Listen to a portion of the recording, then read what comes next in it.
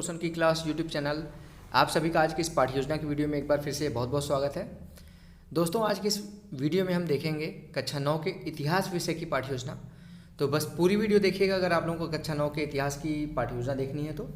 और डिटेल में ये पाठ्य योजना बनाई गई है, तो पूरी वीडियो देख के आप आराम से लिख सकते हैं। और अगर वीडियो देखने के बाद आप लोगों को लगे कि वीडियो अच्छी है तो लाइक कर दीजिएगा।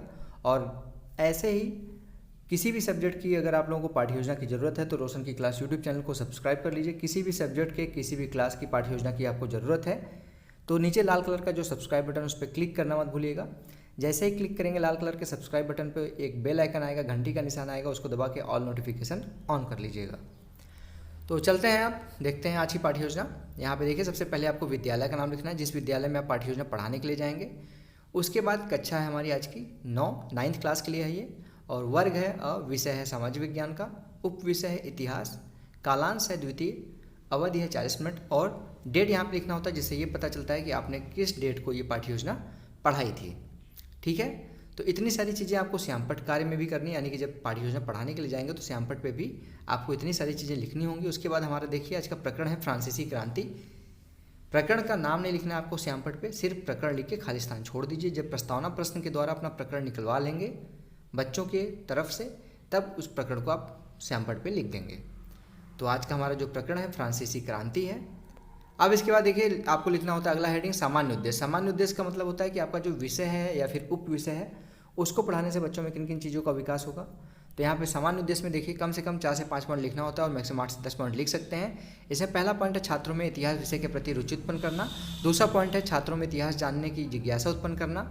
तीसरा पॉइंट है छात्रों के मानसिक शक्ति का विकास करना। चौथा पॉइंट है छात्रों को सामाजिक विज्ञान की जानकारी देते हुए उनके सामाजिकता का विकास करना। और पांचवा पॉइंट है छात्रों में आदर्श चरित्र का निर्माण करना।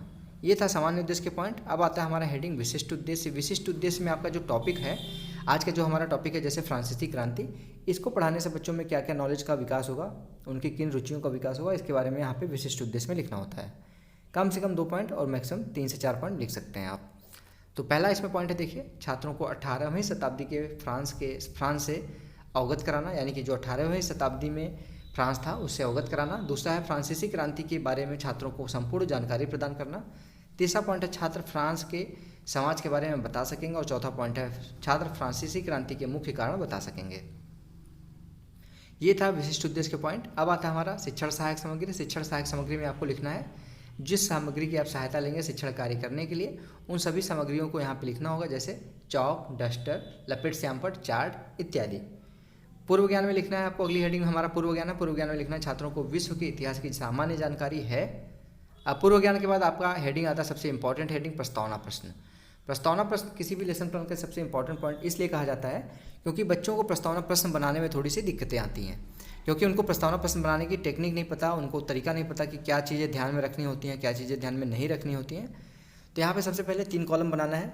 आपके कॉलेज वाले अगर कहते हैं कि 2 ही कॉलम बना के करिए तो छात्राध्यापक क्रिया और छात्र क्रिया 2 कॉलम बना सकते हैं, लेकिन वहाँ पे नहीं बोला जाता। तो स्टैंडर्ड अगर स्ट्रक्चर देखेंगे तो आप तो क्रम संख्या छात्राध्यापक क्रिया छात्र क्रिया, अगर लड़की हैं आप छात्राध्यापिका क्रिया हो जाएगा। बस कम से कम 3 प्रश्न पूछ के अपना प्रकरण निकलवा सकती हैं आप, और ज़्यादा से ज़्यादा 5 से 6 प्रश्न पूछा जा सकता है अपना प्रकरण निकलवाने के लिए। ठीक है, तो इसमें यही सारी चीज़ें ध्यान में रखनी होती हैं। और जो प्रश्नों की क्रम है उसमें क्रमबद्धता होनी चाहिए, यानी कि पहले प्रश्न का जो उत्तर आएगा उससे दूसरा प्रश्न बनेगा, दूसरे प्रश्न का जो उत्तर आएगा उससे तीसरा प्रश्न बनेगा। इसी तरीके से क्रमबद्धता होनी चाहिए। तो यहाँ पे देखिए पहला प्रश्न है छात्रों हम लोग किस देश में रहते हैं, तो बच्चे बता देंगे भारत में। दूसरा फिर है यहाँ पे मुगल काल के दौरान कौन कौन से देश भारत व्यापार करने आए थे। तो मुगल काल के समय आप सभी को पता है कि क्योंकि उन बच्चों को इतिहास की सामान्य जानकारी है तो वो बता देंगे कि अंग्रेज़ आए थे, यहाँ पे डच आए थे, फ्रांसीसी आए थे।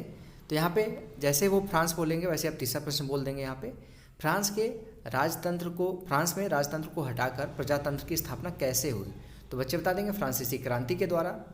और चौथा प्रश्न फिर यहाँ पे बनेगा छात्रों फ्रांसीसी क्रांति के बारे में विस्तार से बताओ। तो बच्चे इसके बारे में विस्तार पूर्वक नहीं बता पाएंगे, कुछ न कुछ बताएंगे लेकिन विस्तार पूर्वक नहीं बता पाएंगे।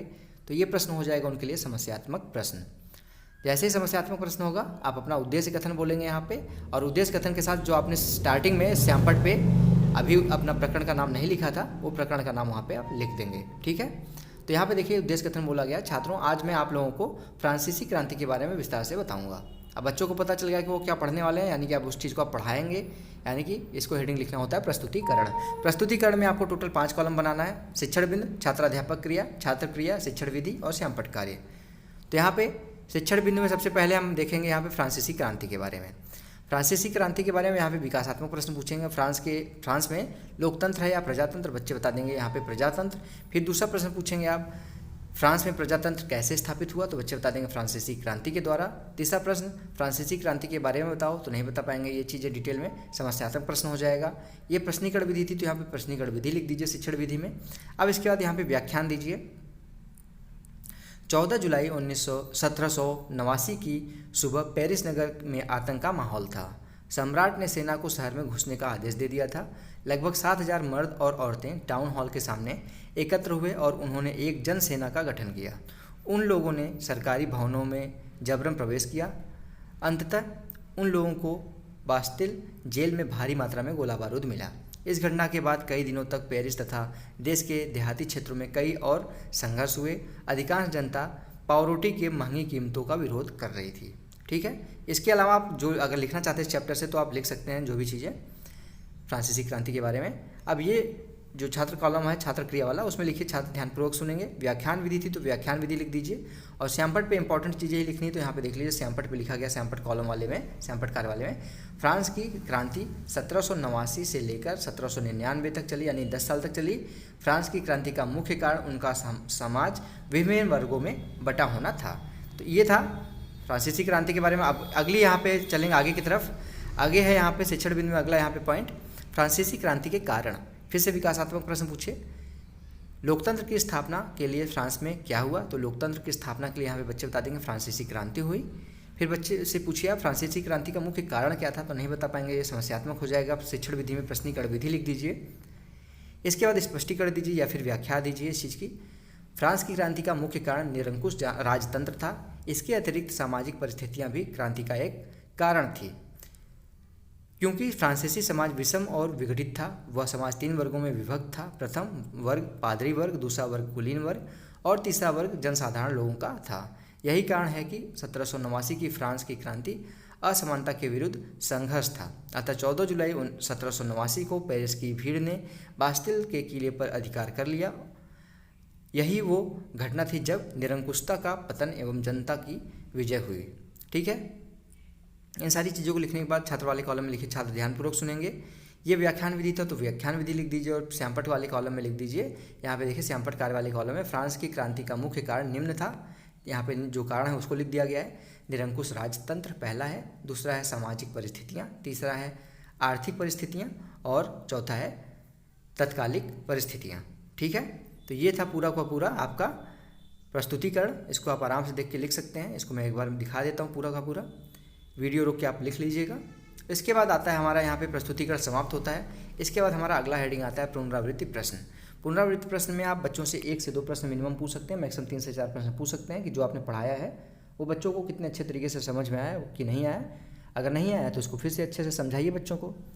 और यहाँ पे देखिए प्रश्न पूछा गया फ्रांस की क्रांति का मुख्य कारण बताओ। दूसरा प्रश्न है फ्रांस की क्रांति फ्रांस की क्रांति की शुरुआत कब हुई। इसके बाद लास्ट में आपका आता है गृह कार्य, यानी कि होमवर्क। बच्चों को घर से करके लाने के लिए होमवर्क दिया जाता है, जैसे आपने जो पढ़ाया है उनको वो बच्चे घर पे जाके उस चीज़ को रिपीट करें और रिवाइज करने से उनको वो सारी चीज़ें नॉलेज जो आप दिए रहेंगे उनको पढ़ाए रहेंगे वो अच्छे से उनको याद हो जाएगा। तो यहाँ पे गृह कार्य दिया गया, फ्रांसीसी क्रांति के बारे में विस्तारपूर्वक लिख कर लाना है। अब इस चीज़ को श्यामपट्ट कार्य पे लिख दीजिए, श्यामपट्ट पे लिख दीजिए इसको गृह कार्य को। जिससे बच्चों को अगर सुनाई नहीं दिया कोई चीज़ तो वो आराम से देख के भी लिख सकते हैं। और जैसे आप गृह कार्य लिख देंगे, आप क्लास में घूम के एक बार देख लीजिए कि बच्चे वो कार्य नोट किए हैं कि नहीं किए हैं। तो अगर किसी बच्चे को नोट करने में दिक्कत आ रही है, चीज़ों को लिखने में दिक्कत आ रही है, तो उसको बता दीजिए। वैसे कक्षा 9 के बच्चे हैं तो बड़े हो गए हैं थोड़े, उनको कोई दिक्कत नहीं आएगी। तो गृह कार्य के बाद हमारा यहाँ पे लेसन प्लान दोस्तों समाप्त होता है। आशा करता हूँ आप लोगों को आज का लेसन प्लान पसंद आया होगा। और अगर पसंद आया है तो प्लीज़ इस वीडियो को लाइक करिएगा। और डेली बेसिस पे ऐसे ही लेसन प्लान की वीडियोज़ के लिए या फिर माइक्रो टीचिंग से रिलेटेड कोई भी आपको कंटेंट चाहिए किसी भी विषय का, किसी भी क्लास का, तो आप नीचे कमेंट बॉक्सेस में कमेंट कर सकते हैं। मैं 1 से 2 दिन के अंदर आप लोगों तक वो वीडियो पहुंचाने की पूरी कोशिश करूंगा। आपको सिर्फ एक काम करना है कि जो नीचे लाल कलर का सब्सक्राइब बटन है उसको क्लिक करके रोशन की क्लास यूट्यूब चैनल को सब्सक्राइब करके रखना है और साथ ही साथ बेल आइकन को दबा के रखना है। तो दोस्तों मिलते हैं नेक्स्ट वीडियो में, तब तक के लिए आप लोगों का बहुत बहुत धन्यवाद। जय हिंद, वंदे मातरम।